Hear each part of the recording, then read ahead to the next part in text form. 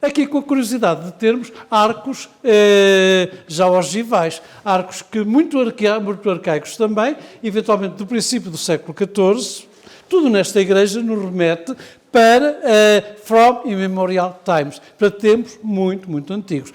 Essa dimensão antiga vê-se logo ali no pórtico. O pórtico, com uma janela, uma porta de volta inteira, é comum, é típico do românico. O que não é comum em Portugal, não é nada comum, são estas aduelas tão prolongadas, que já tínhamos visto no Bizarril. Portanto, estas aduelas deste pórtico aqui do lado da Epístola, portanto, as igrejas têm dois lados, o lado nobre e o lado menos nobre. O lado nobre é aquele. É o lado do padroeiro, de que havemos de falar, o São Miguel. É o lado do Evangelho. Este lado aqui é o lado menos nobre, é o lado da Epístola. A Epístola é menos importante que o Evangelho. A Epístola era lida deste lado, o Evangelho era lido daqueles. Os mais velhinhos de vós, que ainda ajudaram à missa em latim, como eu, sabem que a Epístola, o missal estava aqui, acabada de ler a Epístola, o sacristão vinha atrás, ajoelhava-se e levava o missal para o lado para a outra... Portanto, para outro sítio, para o lado do Evangelho. Isto para dizer que, portanto, este pórtico aqui é um pórtico anterior ao Tratado de Alcanices. Portanto, é um pórtico leonês. Portanto, é um pórtico do tempo que remonta ao tempo em que este território todo pertencia ao Reino de Leão. Portanto, quer esta estrutura toda da nave, quer sobretudo o pórtico aqui, que é espantoso, quer a caixa da Capela-Mor, são tipicamente leoneses. Portanto, e pórticos destes não encontramos, como digo, da Meda para o Ocidente, não encontramos pórticos daqueles.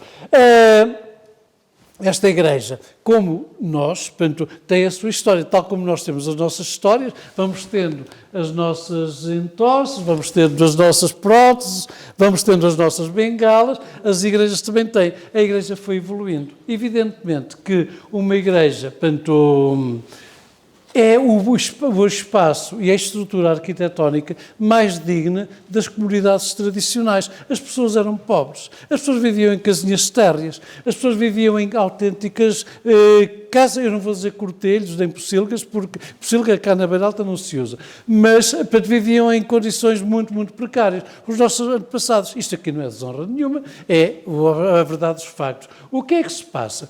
Passa-se que nós que somos pobres, que andamos descalços, que rapamos fome de vez em quando, temos um espaço coletivo em que todos somos irmãos, que todos partilhamos, que é a igreja. E aqui não vai faltar nada. Tudo o que é de bom, tudo o que é de bonito, tudo o que é de rico, aqui vem. Aqui nós andamos calçados, mas nós rapamos frio, mas na igreja, os frontais da igreja são em brocado.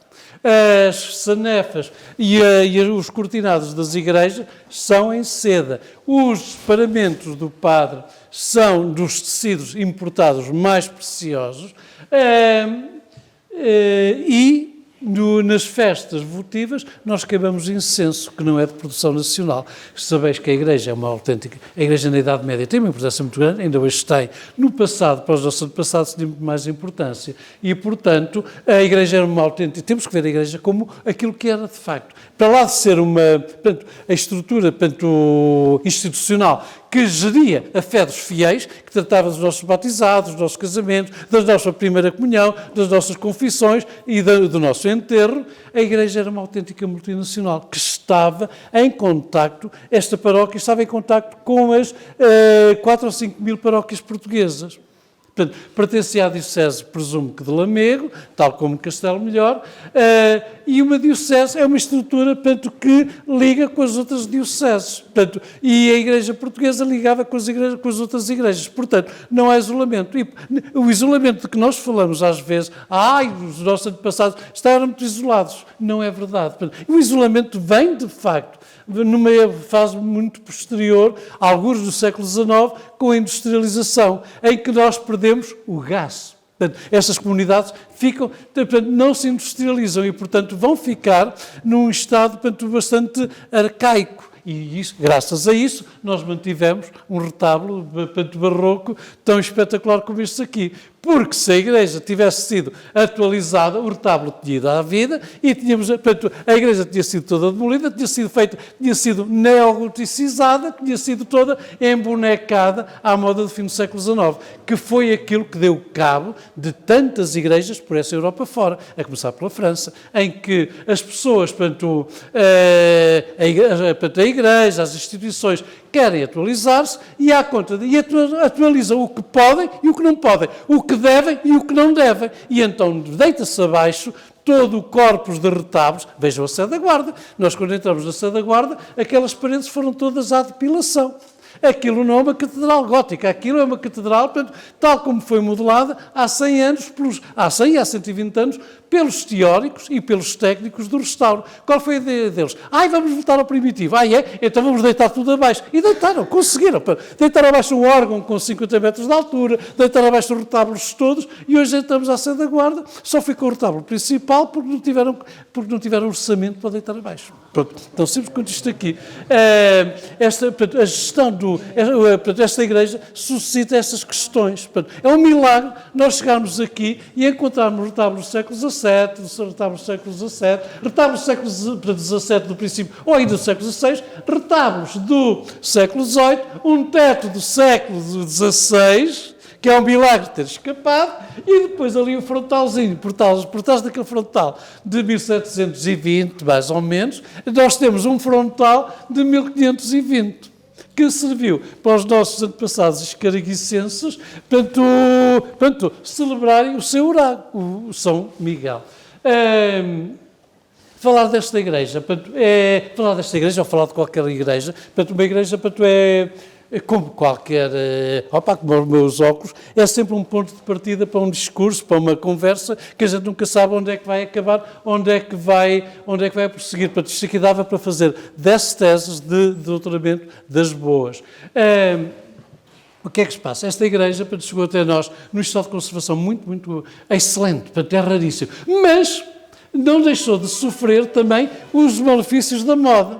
Aquele regresso ao antigo, que a malta do século XIX e do século XX pugnou, portanto, vamos voltar ao antigo. Há a pureza inicial, como se houvesse pureza inicial. Pureza inicial nem a Eva, portanto, que vós sabeis que foi pecadora, foi a primeira pecadora. Portanto, pureza inicial não existe. Portanto, é uma balela, é uma bandeira dos técnicos do restauro que fizeram com que a Sé Velha de Coimbra, por exemplo, que era a grande catedral românica portuguesa, tivesse sido toda despojada, foi também à depilação, era toda forrada a azulejo, ainda foram fotografados, pois eles tiraram-os todos, um a um, e aquilo que lá temos hoje é qualquer coisa de muito, entre aspas, falso. Uma igreja era um espaço coletivo onde as pessoas aplicam aquilo que pertence às suas memórias. Os votos, os ex-votos, as mensagens, as colchas, as pinturas, tudo. Isto aqui estava tudo coalhado de memória. E as flores, porque as igrejas eram enfeitadas, portanto, de palmitos. Portanto, no inverno não havia flores, então eles tinham flores artificiais. Só já se apanha onde? Às vezes, lá em Vila do Castelo, lá no norte, aqueles palmitos em papel brilhante, estão a ver, e antigamente havia papel brilhante, faziam em lata e depois pintavam. Onde é que os foi encontrar? Na igreja mais improvável do mundo, no Brasil, que em tantos aspectos odeia e combate a presença portuguesa, do Lula ao Bolsonaro, são todos iguais, portanto, tudo o que é português é mau. Mas a outra face do Brasil, eles conservam aquilo que é de português. E se vocês forem às igrejas portuguesas, o que é que vocês encontram? Os palmitos, isto é, aqueles ramos artificiais por ali fora, porque isso decorava de facto as igrejas. Este era um espaço coletivo, este era um espaço de todos, era um espaço em que toda a comunidade se abrigava, claro, com as hierarquias sociais, evidentemente, os senhores, os ricos podiam ter bancos privativos, as mulheres pobres podiam ficar lá ao fundo todas arrojadas, a rezar o terço, mais outro terço, porque portanto, fazia parte da praxis religiosa das nossas avós, mas era um espaço em que toda a comunidade colabora, toda a comunidade participa. Portanto, numa aldeia, toda tão, digamos, rasante, em que as casas, não havia casas de 2 andares, não havia casas sobradadas, temos uma igreja, que excepcional, que vai sendo embelezada e vai sendo atualizada. Portanto, temos uma igreja pré-portuguesa, uma igreja leonesa, nota-se nesta caixa toda, nota-se nesta, nota-se naquele pórtico, esta igreja é portuguesada. E já da época portuguesa, provavelmente, mas provavelmente ainda da época leonesa, nós temos estes arcos góticos, que são uma coisa espantosa, até das coisas... Portanto, depois vêm todos aqui à epístola para ver o que é, e depois vamos lá ao fundo também, para verem o que é a riqueza espacial desta fábrica. É uma autêntica fábrica devocional. Isto aqui parece as terceiras de Barcelona. Quem conhece as terceiras de Barcelona, o que é que tem?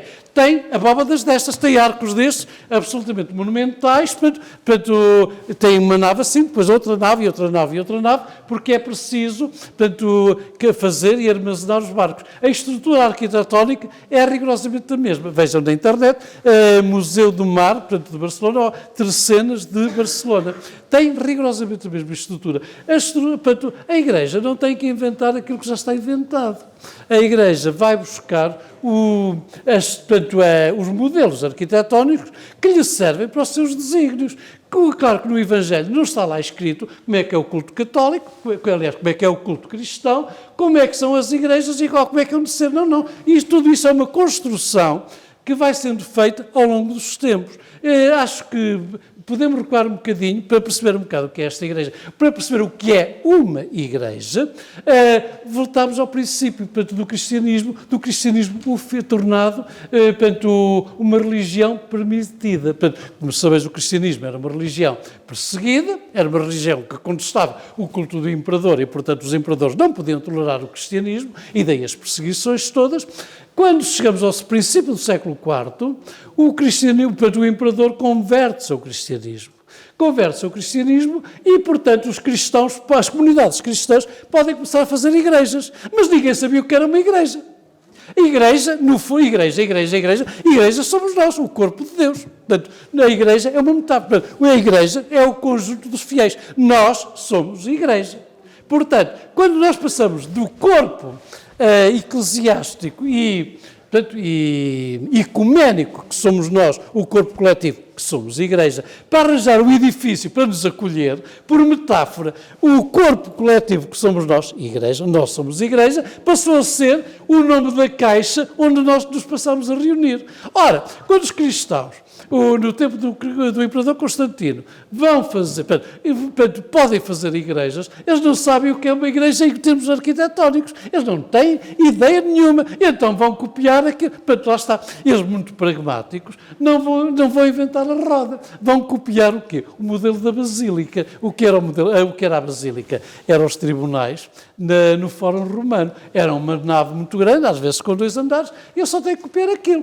Portanto, a primeira é São Pedro, portanto, logo do ano de 320 e tal, a Basílica de São Pedro, que é demolida, portanto, quando este teto é feito, em 1500, a partir de 1510, mais ou menos, no tempo do Papa Júlio II, e, portanto, vão fazer isso. A partir dali, depois vão vir as variantes todas que se possa imaginar. Na Idade Média, em que se perdeu, em que se manteve a dimensão, como é que se diz, portanto, basilical, portanto, nós temos, portanto, eles vão buscar manter a dimensão basilical. Porquê? Porque é a dimensão mais eficiente. Eles podiam ter ido buscar as termas, e foram. Os batistérios, portanto, copiavam o quê? O sítio das águas quentes das termas romanas. Como as termas romanas tinham lá um lago no meio, portanto, para eles se banharem, os romanos eram muito asseados, quando vão fazer os batistérios, porque as igrejas não tinham batistérios, eles vão copiar o quê? Vão copiar o modelo das termas romanas. O batistério de São João de Latrão era o caldário era o centro de umas termas romanas, portanto, que depois vão ser, entre aspas, cristianizadas. Aqui, eles vão buscar a Basílica, e a Basílica tem uma vantagem muito grande em termos rituais.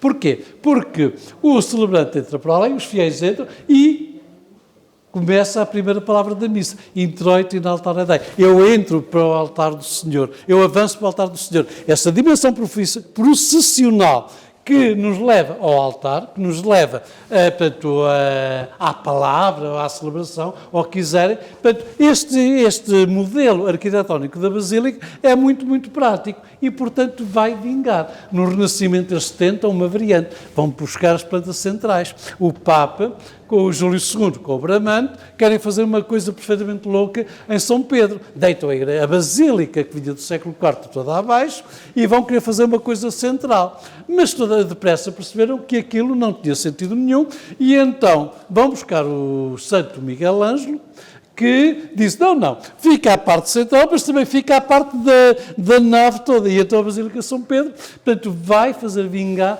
essa dimensão basilical que os nossos antepassados, que nós temos aqui de uma maneira perfeitamente sublime nesta igreja, nesta belíssima igreja de Escarigo. Nós podemos ficar aqui a falar de igrejas, porque falar da igreja de Escarigo é tão rica, tão excitante, tão bonita, tão fabulosa. Podemos ficar aqui a falar até ao Natal, ou até à Páscoa. E bem, esticado dava para até ao Espírito Santo. Vamos ter que cortar. Portanto, saltamos o tempo, saltamos ao século XVI. Isto que vem da Idade Média, reparem que alguns arcos são todos desequilibrados, são todos desiguais, e só não cai porque por cima não tem uma carga muito grande. Nós saltamos, portanto, para o princípio do século XVI, para a época do rei Dom Manuel I.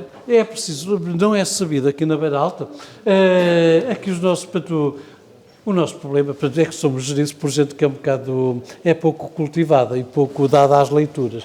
Acontece que, se o Dom Manuel I entrou por aqui em setembro de 1498, para os nossos amigos espanhóis, o Dom Manuel I, a sua primeira mulher, era a rainha Dona Isabel, filha dos reis católicos, que por circunstâncias dinásticas que não vem aqui ao caso, vai ser proclamada herdeira do trono de Castela e Leão, em 1498. Em 1498, o rei Dom Manuel I é obrigado a fazer cortes, porque não estava previsto no orçamento de Estado que o rei fosse a Castela, a Valladolid e a Saragossa para ser aclamado herdeiro dos tronos de Castela e Leão, e, portanto, reúne cortes ele vai a Valladolid, onde é aclamado, portanto, herdeiro dos reis católicos.